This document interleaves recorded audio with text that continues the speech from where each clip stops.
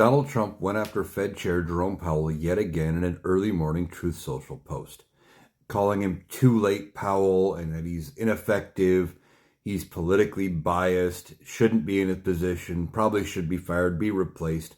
Why? Because Donald Trump wants Jerome Powell to lower the federal interest rate. It's currently sitting at about 4.33%, and Donald Trump wants it to be down around 1%. Now, that is ridiculously low.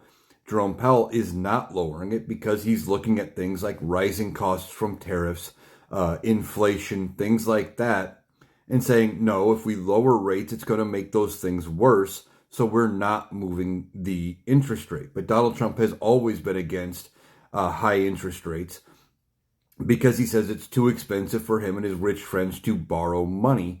He wants to save them money on the cost of borrowing money. Well, he also is complaining about what happened under Joe Biden. Now, of course, he's going to blame Joe Biden, and he's going to be mad about how things were handled under Joe Biden. The interest rate was really low for the first part of Joe Biden's term. Why? Because we were dealing with COVID.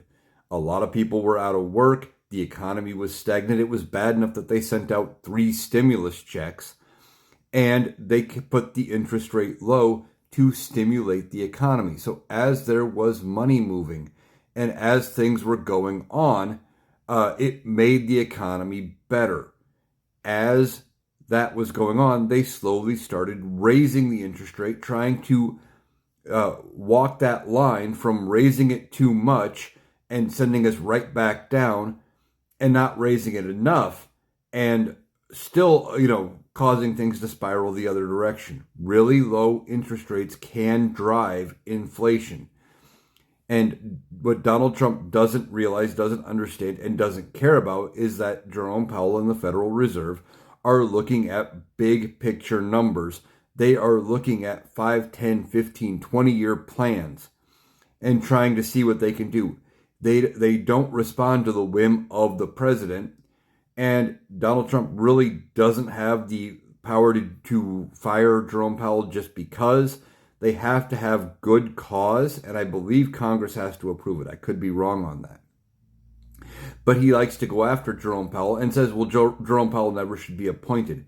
Donald Trump appointed Powell during his first term. He's just now mad that he's not getting his way, and like a toddler is lashing out every which way. It's going to be interesting to see what happens when Jerome Powell gets to the end of his term, and we'll see if he gets replaced and how bad the economy gets if Donald Trump does get his way.